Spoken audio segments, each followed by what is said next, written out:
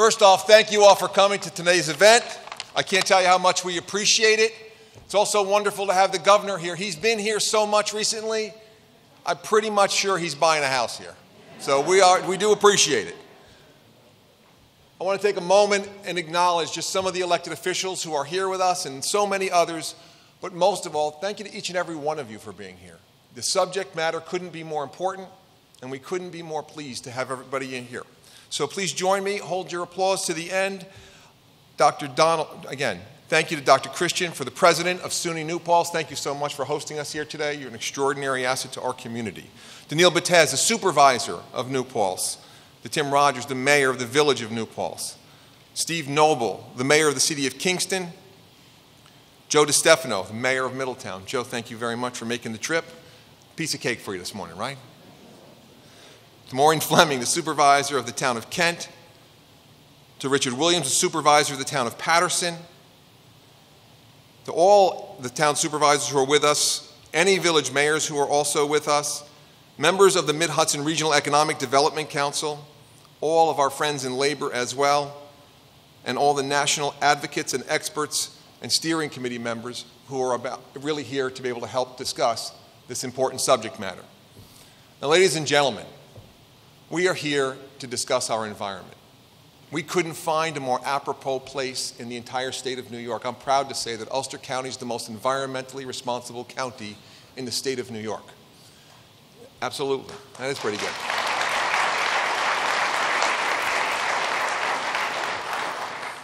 But that's only made possible with extraordinary partners.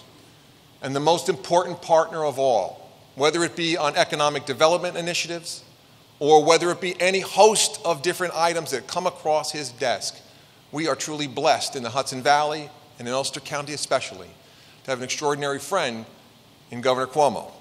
Someone who truly understands the importance of the issues, is courageous in his efforts in taking them on, never shying away from issues because they're complicated, tough, or controversial.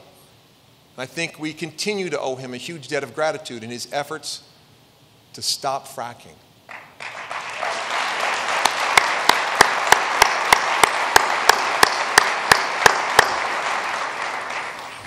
And every step of the way, as we try to tackle important issues, it's important that we understand there is nothing more critical than clean air and clean water for not only ourselves, but for our children's children.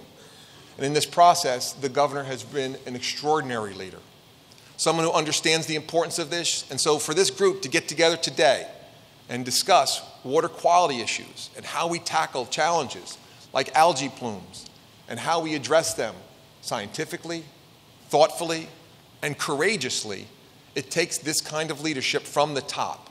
And so, ladies and gentlemen, to what I consider one of the finest environmentalists in the entire country, an extraordinary friend to the Hudson Valley, and an amazing individual, ladies and gentlemen, please join me in welcoming our governor, Andrew Cuomo.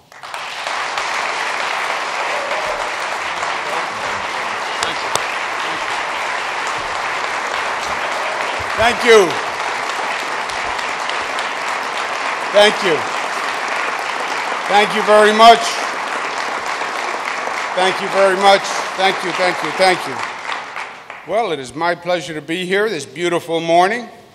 And as Mike Hines said, Ulster County is so beautiful, and this issue is so important to Ulster County as it is to the whole state. This is the first of a series of meetings we're going to be having like this across the state, but we thought it was appropriate that we started here in Ulster County. With Mike Hines, he is my type of elected official.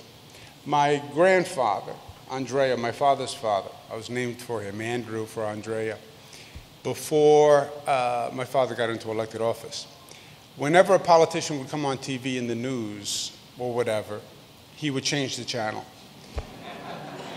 That was back at the time where you had to get up from the couch to walk over to the TV to change it. So it was a real effort, showed a real animus. If he didn't bother changing the channel, when the politician would start to speak, he would go like this. Meaning that's all they do is talk, these people, with his Italian accent.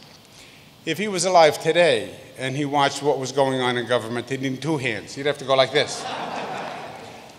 Government is not about press releases and speeches. Government is about action. Government is about getting results. Government is about making a difference for people.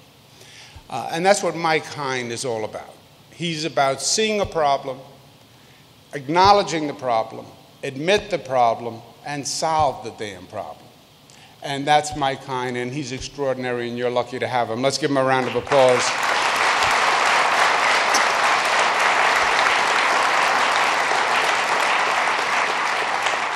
Dr. Christian, thank you very much for your leadership of this fine institution, and thank you for giving us a break on the rent today. Let's give the doctor a round of applause. We have my colleagues here today. We have Dr. Howard Zucker, who is one of the finest health commissioners who ever served the state of New York, Richard Ball, the Commissioner of Agriculture and Markets, and Kelly Turturro, the Regional Director of DEC. Let's give them a round of applause.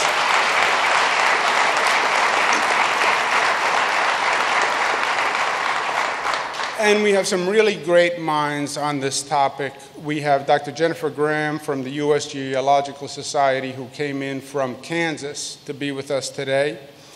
You're not in Kansas anymore. We have Dr. Harold Walker, SUNY Stony Brook, Dr. Dave Matthews from the Upstate Freshwater Institute, Dr. Jillian Decker from SUNY Rockland, Dr. Beth Allers from Cornell University. Let's give them a round of applause.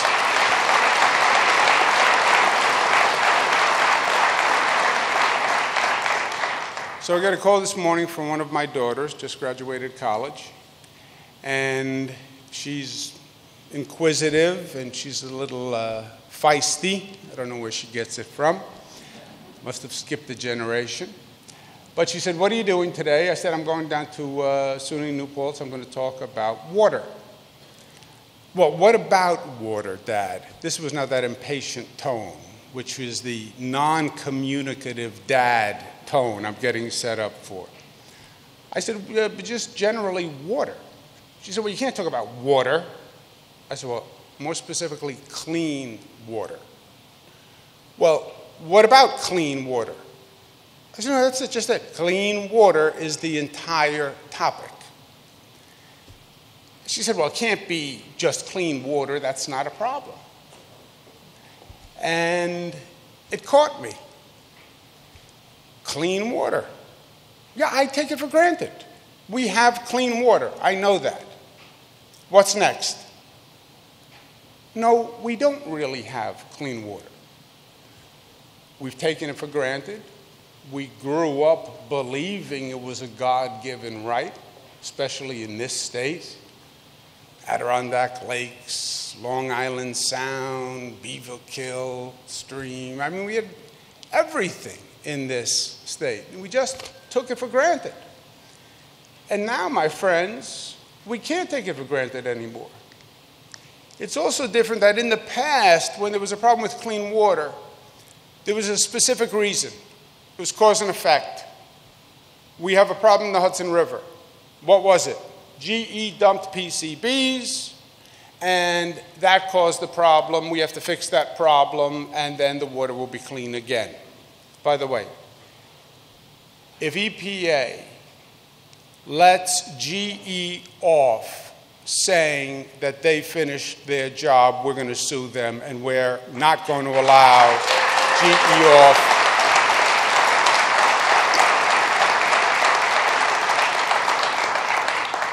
We had a problem with the Adirondack Lakes. That was acid rain. Coal plants, emissions, okay. Cause, solution, cause, effect.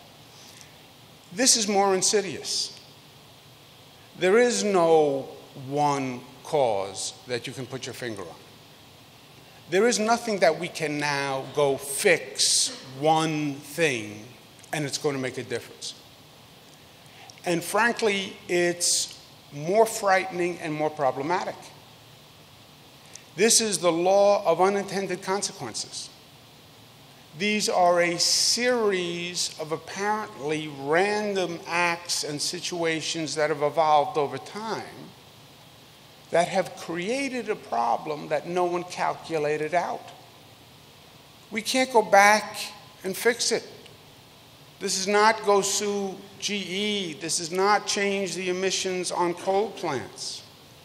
This is how we have lived our life and how society has developed, from residential homes to farms to factories, how we build sewage treatment plants. It's all of the above. And there is no one thing where you can say, well, that's it. We turn off that valve and we're going to be fine. Now, we've seen it coming for years if you wanted to see it. You saw the growth in our lakes and our ponds. It was incremental, it was slow, it was over time, but it was there if you really paid attention. But now it is critical. To me, HABs are God's way of saying, pay attention. I mean, really pay attention, and pay attention now. Harmful algal blooms are poison. They are toxic. It's not a bunch of weeds that are floating and are unsightly and it's a cosmetic issue. These are poisons and toxins. They're growing at a frightening rate. 2015, there were 35 cases in the state of New York, the entire state. 2016, we found HABs in drinking water supply, which now takes it to a new level. 2017, 100 beaches closed because of HABs. 2 years. It went from a sporadic issue to a major consequential issue. Now, if we don't get it under control, what happens? First, pragmatically, it is devastating for our economy. Big part of our economy is tourism, is recreation. We've done very well with tourism and recreation. It's way up in the mid-Hudson. We advertise. And interestingly, what happens is the more tourists who come to New York, the more tourists want to come and the more repeat tourism. You know, we get 50 million tourists coming to New York City every year. What we've done over the past few years is say to those 50 million, that's nice, you come to New York City, it's beautiful, great urban area. But while you're here, come 2 miles north and see the Hudson Valley and see what inspired an entire generation of artists.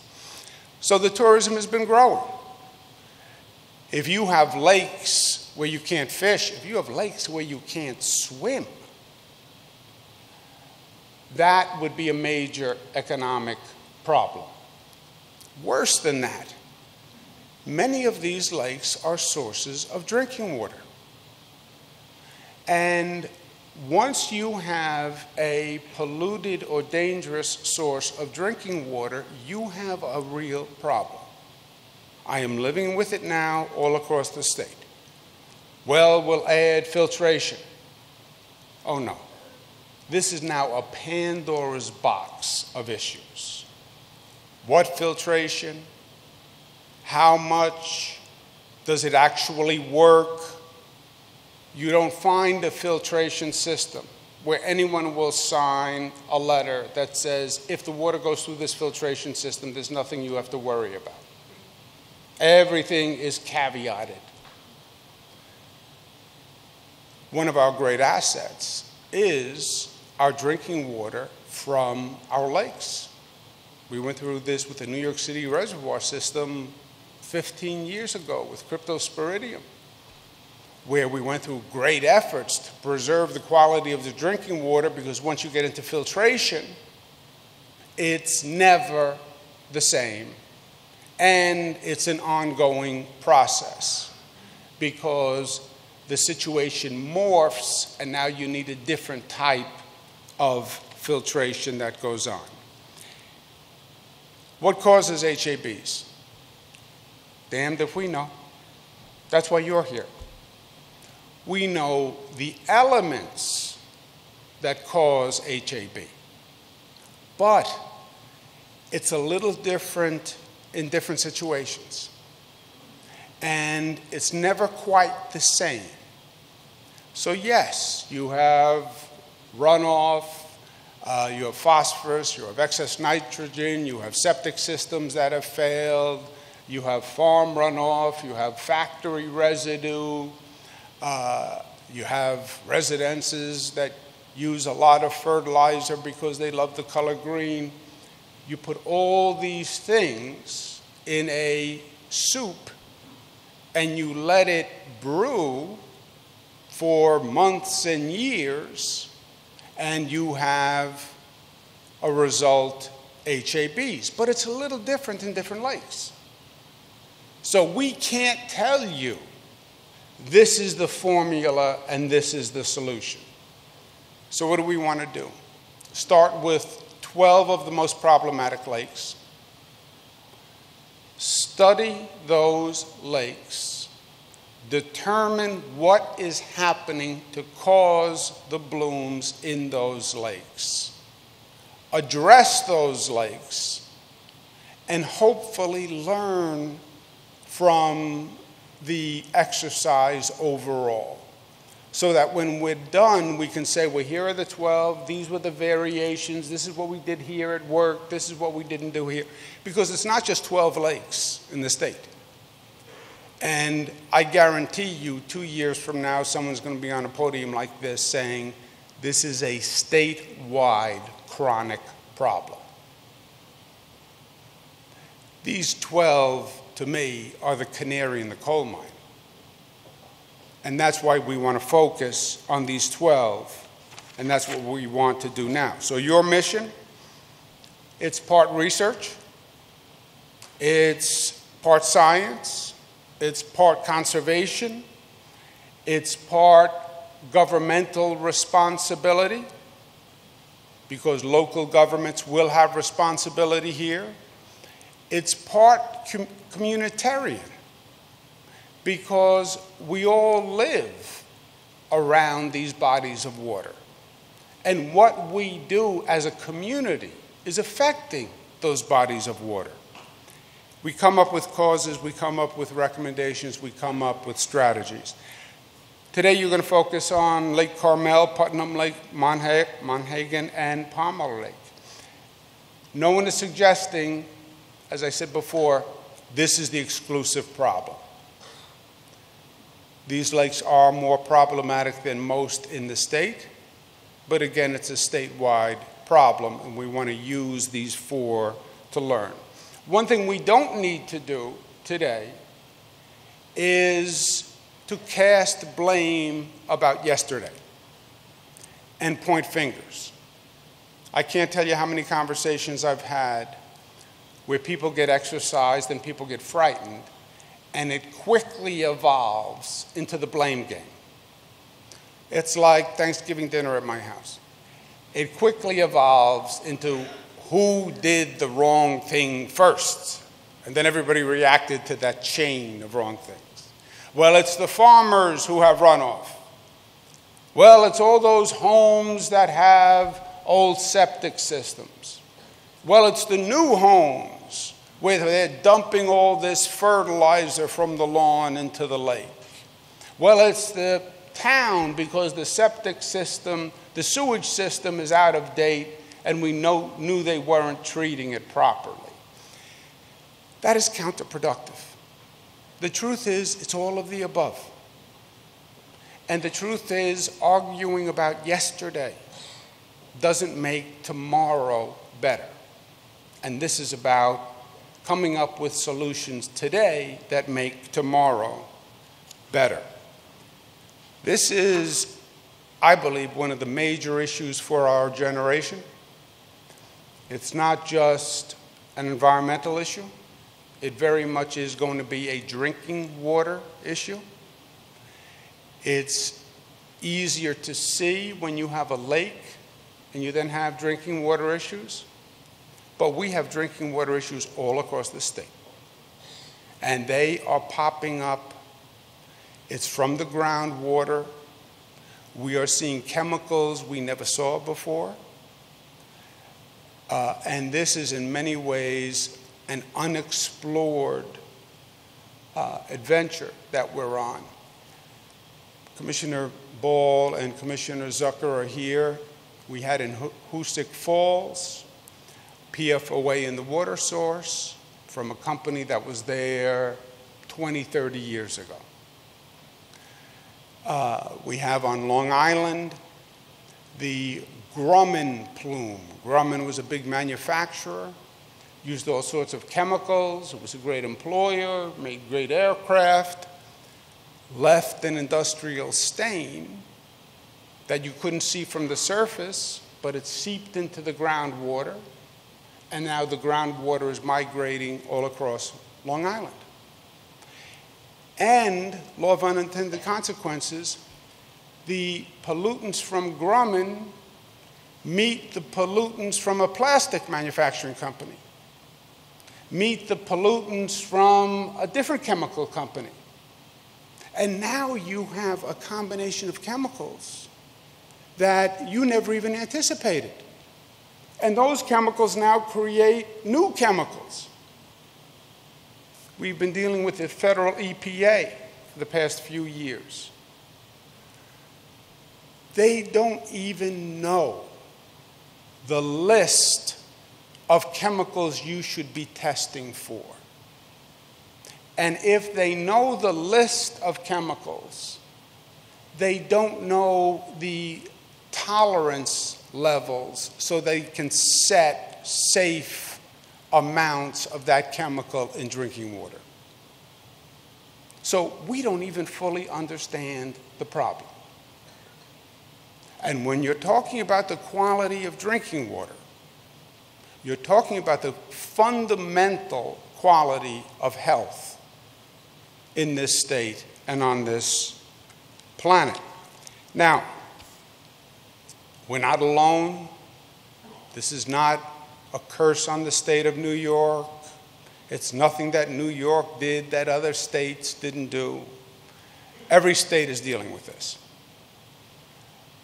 Our approach is different. Why? We're being much, much more aggressive. Why? Because we are much, much more aggressive. We're New Yorkers. Also, the canary in the coal mine, I don't believe in denial as a life strategy. You will never solve a problem you fail to recognize. The earlier you recognize these problems, the better, because the easier it is to change. Government's instinct is to deny, is to do nothing. An old expression, government official who does nothing wrong. No risk, do nothing. Yeah, I don't believe that. It's not why I was elected. It's not who I am genetically. It's not my personality. And I think it's a flawed governmental philosophy. It's the sin of omission. You were there. It was your responsibility. We are here. It is our responsibility. And it has always been the state's way. This state started the environmental movement. It was birthed right here on the Hudson River at Storm King, where you had the first real mobilization, where people said, let's put the environment first, and let's think of the long-term unintended consequences. We started it here. First state to start a Department of Environmental Conservation before the federal government did. First state to pass a law banning DDT before the federal government ever did. First state to pass a law on acid rain, Mario Cuomo, governor of the state of New York. So we've always been more aggressive. We've always led. And this is an issue that is critical, and it's critical that we fulfill our role and we step up to the plate. At the end of the day, it gets very simple. I just turned the big 6-0 in December. And you get that old because there's nothing good about turning 60. And by the way, nobody even has a good rationalization to 60. They say, well, 60 is the new 50. Well, 50 stinks too. So, I mean, what does that do for you? But you do gain something called perspective. And at the end of the day, it's very simple. We're here for a very short period of time, and we're given this gift, and we have one obligation. Use your time, your talent, your resources to leave this place a better place.